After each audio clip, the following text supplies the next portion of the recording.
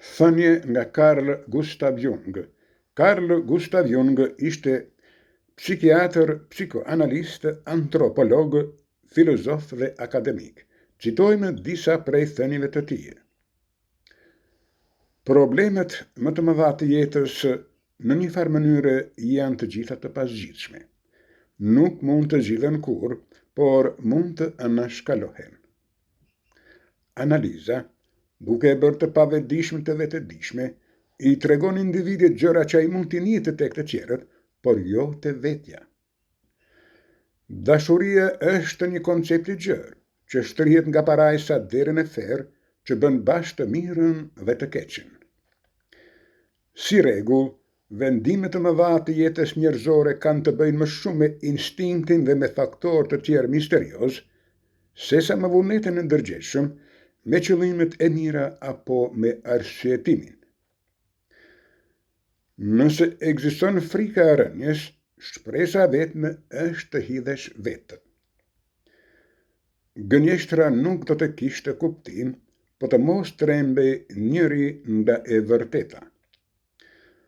Ai që heq dorë nga dëshirat materiale, mbërrin në vendin ku banon shpirti. Jam I bindur se ekzistojnë pjesë të shpirtit të njeriut që nuk I nënshtrohen ligjeve të hapësirës dhe të kohës. Jeta e shturur e prindërve ka një ndikim shumë të madh në sjelljen e fëmijëve të tyre. Jeta njerëzore është një eksperiment me rezultate ende të paqartë. Her pas here, duar do të zgjidhin mistere me të cilat mendja veç e rrahet kot. Është pothuajse një paragjykim absurd të supozohet se ekzistenca mund të jetë vetëm fizike. Me të vërtetë, vetmja formë që njohim njëherë është ajo psikike, pra e mendjes. I ftuar apo I paftuar, Zoti është I pranishëm. Pa vetëdia nuk është veç e keqe, por është edhe burimi I të mirës më të madhe.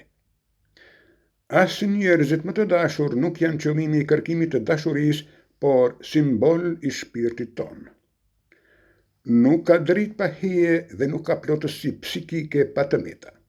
Pa të meta nuk ka as progres, as rritje. Psikika jonë është krijuar në harmoni me strukturën e universit dhe ajo që ndodh në makrokosmos ndodh njësoj edhe në infinitesimalet e thella të shpirtit.